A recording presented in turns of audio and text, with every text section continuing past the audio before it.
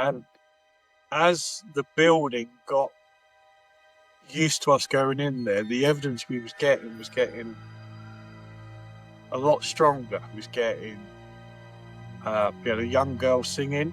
I was sat in a room on my own and I could hear the singing, and I walked over to where the noise was coming from. And as soon as I walked over, it stopped. And a group of people come out from one of the dressing rooms after I'd been round, checked to make sure nobody else was singing. And they come out, and I said, "Did you hear a child singing?" And they said, "No, but we was asking for a little girl that we was communicating with to sing." So I said, "Well, actually, she was singing. She was singing over in that corner over there." That little girl appeared a couple of times after that in voice, through whistling, through humming, and we started getting tables being dragged across the floor. So as the spirits and that lot build trust in you tend to get more and more every time you go back, because they realise, they recognise your faces, and so they build trust up. Outline of somebody walk from one side of the room where the wardrobe was across and out the door. It's like they had a hat on. So I said to Dave, theoretically, if I drove home, would you be able to sleep in the car? He said, yeah. I said, good, because we're going. Hello, happy October, happy Halloween, the best holiday of the year, and welcome to Outside the Bell Curve.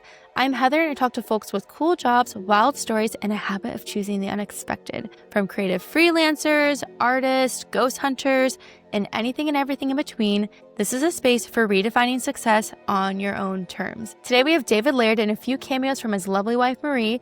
They are the founders of Spirit Chasers UK, which is a nonprofit funding charities through their accessible, affordable, and most of all, fun ghost hunting throughout the UK. They lead many ghost hunts throughout the UK, showing off different places and historical sites where paranormal activity just happens to happen quite a bit. So they are filled with many stories, knowledge, and this is for people who maybe you have already been on a ghost hunt before. Maybe you've never been on one. Maybe you just have like an itch you want to scratch. You want to find out a little bit more. These are your people. And what I love most about what they're doing is that they're making this accessible for everybody to enjoy, while also helping to fund charities along the way. So come with an open mind, come with questions, and hopefully we'll answer them along the way for you. And yes, while this is a Halloween special, just a reminder that the spirits don't rest every other day of the year. This is for every single day. So sit back and enjoy the ride. David, it's nice to meet you. Nice to meet you too, Heather. So tell me a little bit about yourself and how you got into the world of spirit chasing and ghost hunting. That come at a very young age. When where my nan lives and where we used to live, it was on an old battleground, and I used to hear stories from my mum and my nan and aunts and uncles of some of the activity that I had there. There was a couple of interesting stories. One was my uncle was in the, now at the time, dining room, and my mum bought a musical windmill, a wind-up one, and I remember it quite well. And he used to play Tulips of Amsterdam, and he was getting quite intimate with a person, and he heard click, click, click, click, and all of a sudden the windmill started playing Tulips of Amsterdam. That ended any romance that night for him, and he never went back into that room after. And then a few years later, my dad had an interest in it, and sort of encouraged us to go and hunt with him. And where we moved to, our old house, where there was several instances of people seeing people in the hallway. And one such time, I was in bed one night, and my then girlfriend come upstairs, and she got quite angry because she said to me, "What are you doing spying on me when I'm pulling in the car park?" I said, "You just woken me up." She said, "No, you were stood in the hallway." I was like, "No." Roll on a few months after that, one of the neighbours who used to come round knew the old person who lived in the house before. Unfortunately, he died in the downstairs toilet, having a heart attack. But my neighbour didn't like him, and he went in the toilet and started taking the mickey. That night, I went upstairs to bed, and my bed had been turned over. It was still made, and it had been lifted over a wardrobe, and it was made, and it was upside down on the floor. I went down those stairs 4 at a time, and I got my dad to come up so we could put the bed back. And he'd done that, and he's like, "Oh, this is out of this world. What's going on?" He said, "Well, you have to go and check on your sister's bedroom," because he was a brave like that. So I went over to my sister's bedroom, pushed the door handle down. The door handle flew down, the door flew open, car alarm went off at the same time. I went down the stairs without touching one. That was that. So that piqued my interest in the paranormal. oh, 30 odd years ago now. Yeah, wow. Okay. And then have you stayed in the paranormal ever since then? Like, did that immediately spark your interest? You're like, oh, okay, I think this is a journey that I want to continue down for the future. I didn't. I was young. Obviously, being young, I had other Yeah. things on my mind. But my dad carried on. And I would go out with him when I could. And he started up his own little group doing some investigations. And if I was free, I'd tag along with him. We went to quite a few different locations. We went to a little crypt. Now, I'm not going to name it because there has been some YouTubers go there and it's ruined it for everybody else because the farmer Mm. doesn't like it anymore. But we had a very interesting night there where you could hear humming, keys jangling, door got kicked. And we had a VHS video of a hand going across the gravestone. That really piqued everybody's interest that night. Wow. Okay. Yeah. Well, I was going to ask you, out of like all the nights you've had, is there a specific night that's been maybe the most jarring or the most rewarding in a sense? I get asked that quite a lot when we run our events, and every night can be different. There's been a few occasions I went to a place down on the south coast of the UK, Michelin Priory. It's probably the only time I've seen a full-bodied apparition. I was just talking to somebody about 2 meters away from the staircase. Out of our eye peripheral vision, we saw somebody coming up the stairs, and this was backed up by motion sensors that were on the stairs. So we've instantly ran over to the stairs because there's nobody else about. And in order for this person, or whatever it was, to get anywhere, he had to go up another flight of stairs, lift a chain up, drop a chain, put a key in the door, open the door and close the door, or jump in a priest hole and pull the painting that was covering it back over. There was nothing there. So we did reset the motion sensors and we carried on. We thought that was strange. A bit later on in the night, everybody congregated on the stairs and was having great fun watching what was going on because I knew something was going to happen. Sure enough, there was one person there and he was getting a bit loud. And he stepped back into the field of a motion sensor. He dropped a brown note and nearly rolled down the stairs. And of course, I couldn't do nothing. I was just laughing. But that was quite Yeah. a good night. Have you ever had a night where you're like, this is enough for me? It's it. I'm out. I've crossed a barrier. No, we'd done a church one night, a local church where there was reports of paranormal activity going on with poltergeist activity. We didn't enter the grounds, enter the church because we tried doing everything respectfully and tried making sure it's all done the right way. And we had a tri-field EMF meter, and that started beating like a heartbeat. So we decided that night, well, that was enough. We're not going to hang around because we didn't want to see what the outcome of that was going to be. We do run hunts for general public, which we do quite a lot. We run them as a non-profit basis, and we do them for charitable events. That's to encourage the public to get a better understanding of the paranormal, because there's a lot of interest in it, and there's also a lot of false information about it. What is some false information that people might be fed about paranormal investigations? There's a lot of people that hoax things, and the human mind is really, really strange because people will see something and they will believe it's paranormal. And 9 times out of 10, you can look at it and you can get a suitable answer. But because it's in their mind that it's paranormal, they don't understand that you're saying to them it's not paranormal. But if it is paranormal, great. We tell people it's paranormal. And we ask people to come with an open mind. Have you ever had anybody on the tour that just doesn't have an open mind? Well, yeah, there's loads. I mean, we've had people that have been downright obnoxious and rude and disrespectful to everybody on board. We had one the other night.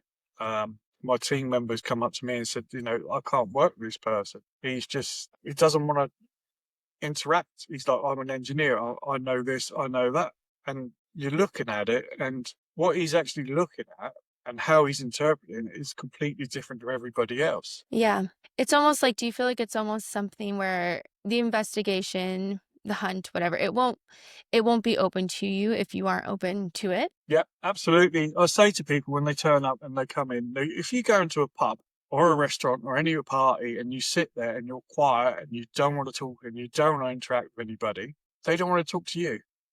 But if you go in there and you interact and you're happy, and the best sort of energy that you can provide to any environment is laughter, joy. Yeah. So is that how you step into most of your scenarios and even the places you might go? Because I know you're trying to be respectful of every place, but do you still try to walk into these places given the gravity with joy and laughter? Each venue warrants different sort of respect. A lot of the places that are open to the public and we do public events on, you need to encourage some form of happiness. If you're doing a private investigation around somebody's house, then obviously you've got to be a bit more somber because they're talking about a dead relative and whatnot. So you got to balance it all out. Yeah. And so tell me, tell us, like, how did you start up Spirit Chasers? Like, what was the impetus behind creating this Okay, so organization? I helped set up quite a company, and it was well established. And being an events company, person didn't have people's interests at heart, and he would expect you to go out on a Friday night, Saturday night, and a Sunday night, and do your day job, and look after your family. And I said to him one night, I said, you can't expect people to do this. You're just burning people out. It's a hobby. And he said, I don't care. They burn out, I'll replace them. I thought, well, that's not right because everybody's got a life. You're just thinking of your money in your pocket. And so I quit not long afterwards because I just couldn't be dealing with that sort of mentality. I thought it's not fair on his volunteers. So I quit. And a few people said to me, well, don't quit because you're good at what you do. One being my wife, who's probably seen walking behind me. I met her when she joined the other company, and she was forced out just after I was left. And she encouraged me to start up. So I said, fine, if we're going to start up, we're going to start up as a proper non-profit group. And we're going to do it for the people. We're going to do it for charitable organisations. That was 7 years ago now, isn't it? Yes. Yes, 7 years ago we started up. We started up small, and we've just been taking our time and doing what we do. And we work for a lot of charitable locations. We do a lot of charity events. We've grown from that point onwards. Now we've got 19 people that come out and volunteer with us.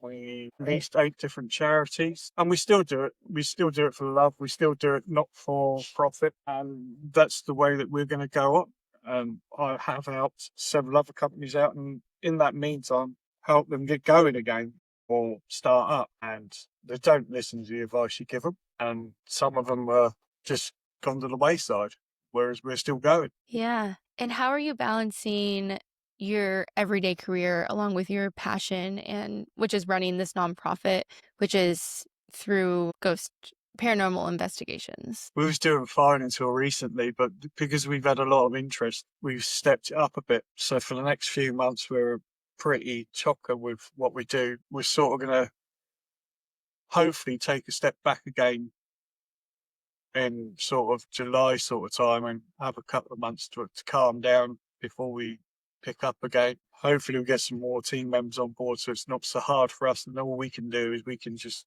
carry on doing what we're doing, but helping more places out as we go along. Well, you said there's a spike in interest, especially with like working with your nonprofit. So I'm curious, as you know, technology grows throughout the years and there's more tools that are added to it, just our technology toolkit and also your paranormal tool.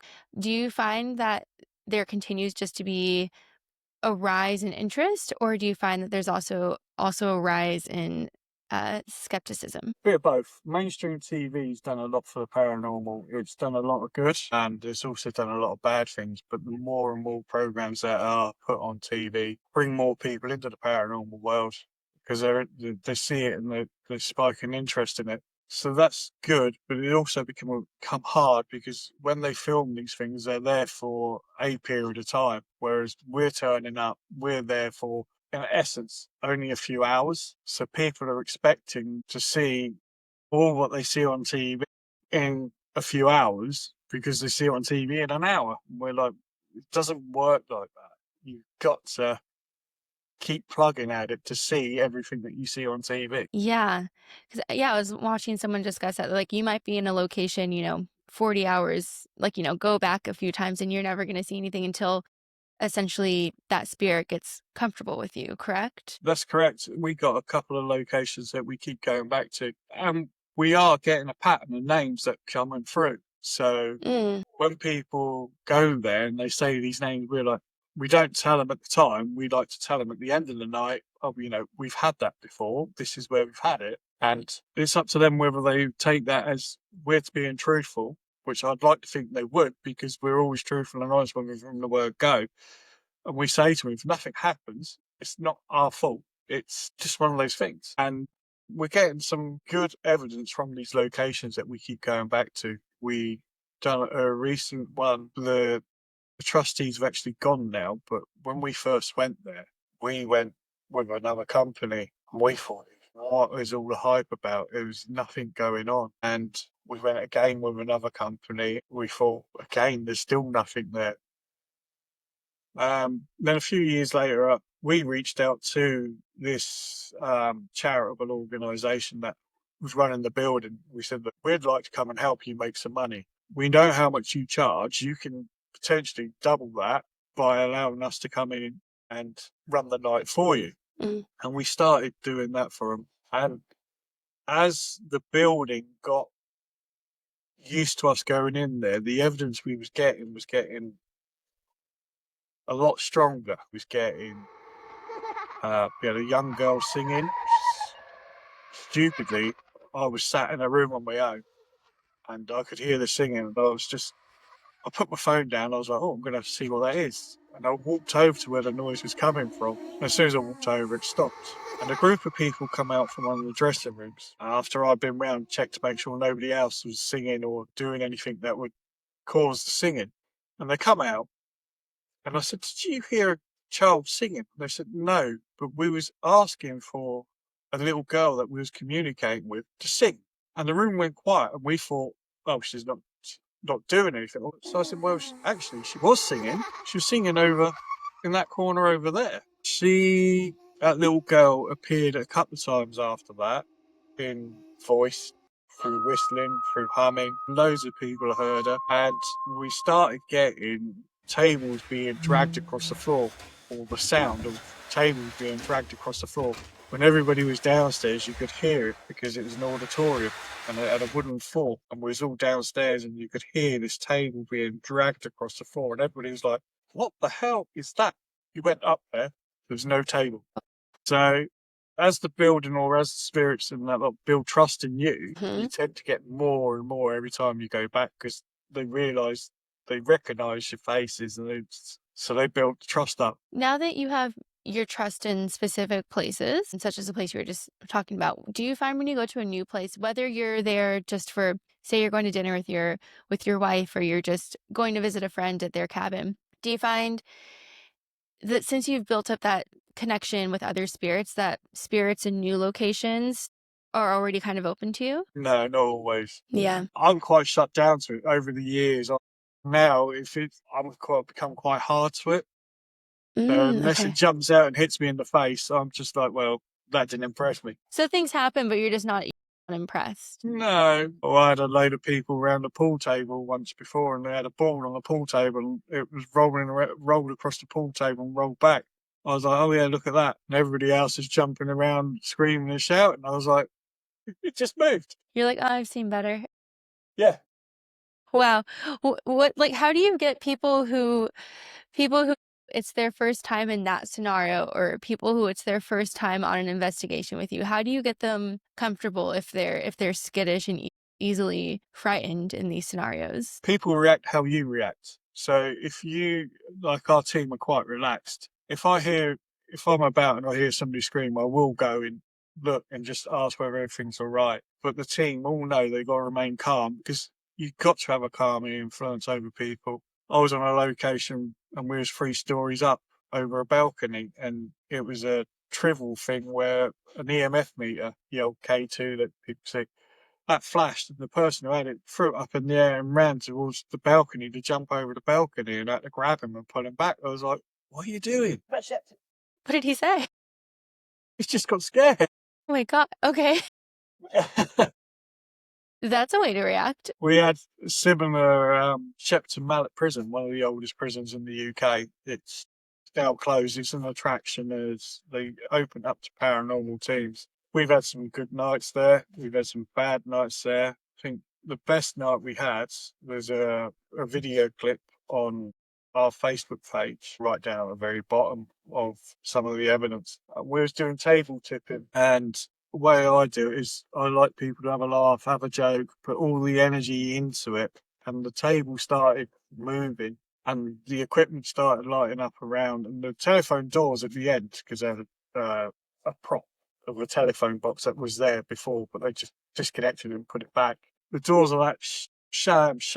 And of course that everybody screamed because that happened, and we had some banging up on the cell doors up above. Everybody was on a high, and we moved on to the former corporate punishment area of called the treadmill. And everybody's on a calm down, and there was this young lady laying on the floor, and everybody in the room heard this almighty thud. Well, that thud was something hitting the floor underneath this young lady. She's gone from a laying position to a roly-poly and standing up and running because of that thud. But fortunately, there's no hazards about. She just ran to the other end of the room. Yeah. And when you say you've had bad nights, do you mean bad as in nothing happened, no activity, or bad as in like some, I feel like you haven't mentioned any, or maybe I missed it, negative encounters where you feel unwanted in a space? I got one.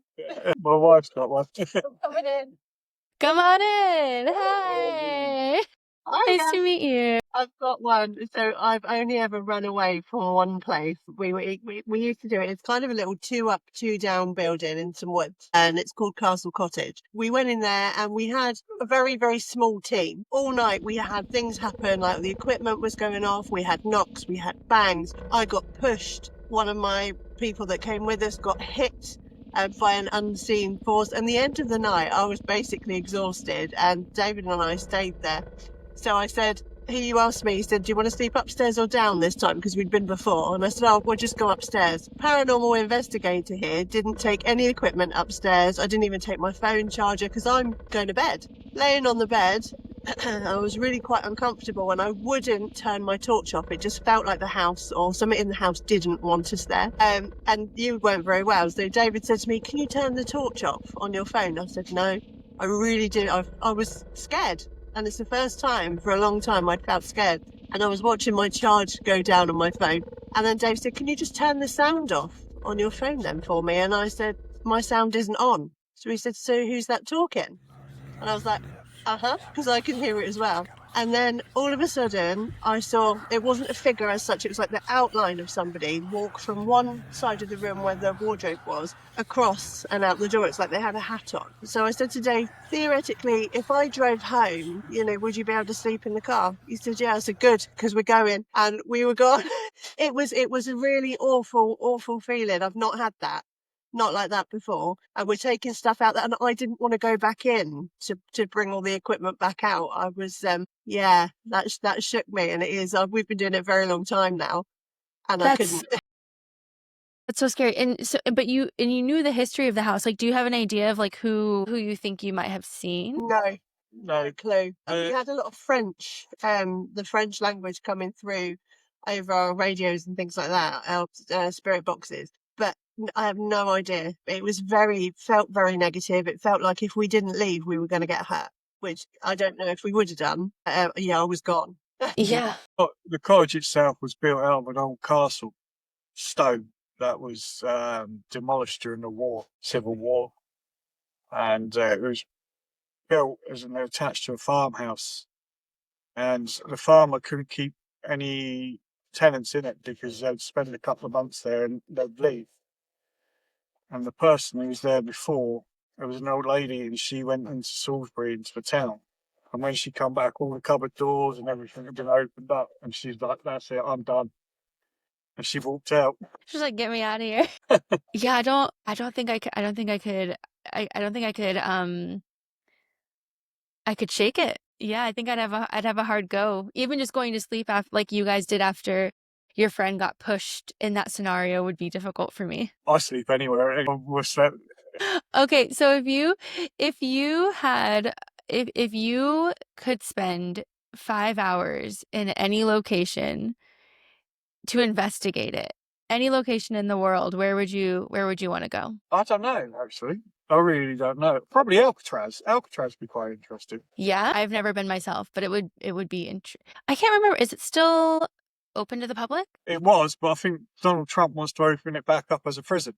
Yeah, something something odd like that. Is it the Tower of London that people say is also pretty haunted? Yeah, it is the Yeah. Tower of London. But unfortunately, you're never going to get anywhere royal. Although our old Queen was very into the paranormal, obviously they've got a lot of expensive stuff on display, so nobody's public liability will be able to cover some of the price of their exhibits and whatnot. No. I also didn't know that she was really into the paranormal. Is that common knowledge? Yeah, she was really into paranormal. Well, good for her. Open-minded. Okay, so for the people who don't, if you might have explained this a little bit, but for the people who don't know, how does the EMF meter work? It works on an electromagnetic field, so it it basically detects any spikes in the energy in the field around it. Electricians use them for trying to find wires and stuff. Yeah. And Paranormal investigators use them because spirits are supposed to be a form of energy. Do you find that the readings are ever off, or it's usually pretty reliable? They can be. There can be a lot of fundamental changes in the environment, or it could be a pulse in the battery that causes it to do it. So you've got to be very careful with them. Yeah. What would you say to somebody who is embarking on their journey for the first time in the world of paranormal investigations? Like whether on their own or going out with a group, like say somebody at home has always had an itch to do it and they want to get out there. What advice would you give them? Do it. Honestly, do it. I mean, the equipment nowadays, you don't really need the equipment. Your own senses, your own sight, your own hearing is all you really need. Take a phone. You take your phone. Your mobile phones are good for a source of camera. You can use it to record. An old dictaphone. It's a cheap thing to do. If you know what to do, it's quite cheap. Yeah. With Halloween, do you think that there actually is a spike around this time of year in paranormal activity, or do you think that's something that people place in their minds given the added attention to it? Paranormal's all year round. It's not just for Christmas or Halloween. Yep. It's Halloween just adds to it because obviously Hollywood's done a lot for Halloween. People seem to think it's all related to the October the 1st. It's got nothing to do with it. I think it's just the ambience of the year where it's getting dark, it's getting cold, it's getting miserable. So they associate some of the spirits and devils and all this demons and whatnot with dark, damp days. Yeah. Okay, so a few last questions. What do you say to someone who's not a believer to get them out there and get them enjoying, finding a world beyond themselves and beyond what they know is to be true and wrong? Sometimes you just can't do anything for people because they come with a closed mind, which is it's up to them. I can't change anybody's mind. I can take them to places and I can ask them to explain things. And I'm happy if they go, well, I can't explain that. Then they'll walk away and say, I still don't believe in it. Although they've seen it, they've heard it, they felt it, and they just don't want to believe in it. As a race, as people get older, they shut themselves down. When you're a child, you become quite susceptible to these sort of things. But as parents, when your child says, "Oh, there's a boogeyman over there," you go, "No, there's not." So you're instantly shutting that down in childhood. And some people just cannot get over the fact that they're told as a child these things don't exist. So what would you say is what is the most rewarding part about your job? Like what's the most rewarding memory you have, or just the overall feeling that you get from doing what you do, and what keeps pulling you back to it every single day? Me now, it is the charity side of it that draws me back to it. And seeing people walking away from events happy. Think over 7 years of doing what we do here, we've had 2 complaints in 7 years, which I think is pretty impressive. Pretty impressive. Yeah.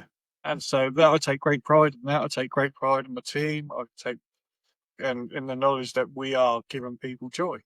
We're helping them to enjoy a hobby, enjoy um, the paranormal side of it. Yeah.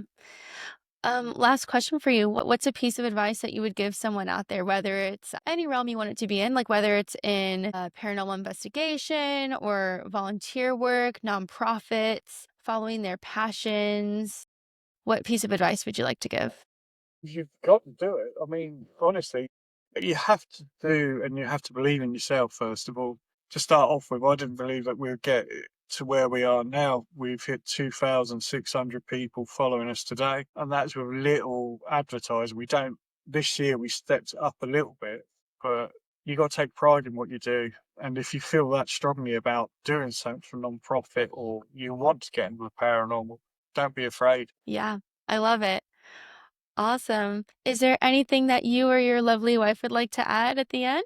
Yeah, it is worth it. I mean, when I've always had, personally, I've always had a passion from when I was little. And once I got the freedom, my kids got a bit older to go out and start doing it. It's amazing the passion you have for hosting and helping people learn how to use the equipment and seeing, when it works and their faces light up and everything. And then I met him doing it, which was amazing sometimes. But even now, like I say, hosting for me after doing it for such a long time isn't necessarily my thing anymore. But I do enjoy getting hold of the venues and finding out the stories and just getting it all together and bringing people together that are all like-minded. And it's a very worthwhile feeling. That's great. I love it. I mean, it's always nice when you find joy in your passions and careers and hobbies, and especially running a nonprofit, because I know running a nonprofit it's a lot of work. It is, and unfortunately, it still costs us a lot of money as well. Yeah, but you're He crushing doesn't it. feel bad. He buys all his own equipment. I mean, we don't claim that anything back there. So when things go missing or get broken, it's a little bit disheartening, but we carry on. Yeah. Yeah, and I mean, I was looking at your website, like all of the tours you guys lead are like they're really affordable, which is I know a big part of what you guys do, which is so cool. In a world where people, price gouge for 10 million things, it's great that there's my big thing for the year has been finding places that make things accessible to people, no matter their economic status. So I really appreciate that about you guys. Thank you. Yeah, we Yeah. try, and that's what we do for the charities. We got another one coming next year, May. When I spoke to them, I asked how much they hire out for, and I looked at some of the other groups, and I was like, that they're making over £1,000 off of you. And she was like, wow. I was like, you're charging them that. They're charging individuals £50, £60 per person, and you're losing out on over £1,000 per night. So if we come in and we'll do it at a lower rate than what they are doing it in, because we like to make sure it's cost effective for everybody, because I do feel that it should be open for the working class people on low incomes to enjoy themselves. Because if you've got no money and you can afford £25, £30, have a night out. Exactly. And what a fun date night that would be, or a night out with your kids. Like, I feel like it's suitable for, well, maybe not with your kids, because I think it's at 18 older. But, if your kid is a grown adult, like it's a good family activity. We've had quite a few families come now. I do go beyond what I should do, really, because if I know it's a birthday, I'll go out and I'll buy them a cake. You've done a free ticket before now as well, giving them a free ticket for their birthday. Not all the time, but every now and again, if we can do it, we will do it. That's really sweet of you both. Well, it has been so lovely talking with you two, because like I said, I've always taken interest in the paranormal and spirits in that matter, but I've never been on an investigation. So I've always been really open to learning about these things, and I just appreciate your openness and what you're doing out there. Thank you. I mean, if you're in the UK and you want to join us, have a look at the website and just message us. I will. Thank you. I'll look into the spots. We're in Portsmouth. We're in Wymering Manor. Halloween. Yeah. I'll look some of them up. Thank you so much, you guys. No, thank you.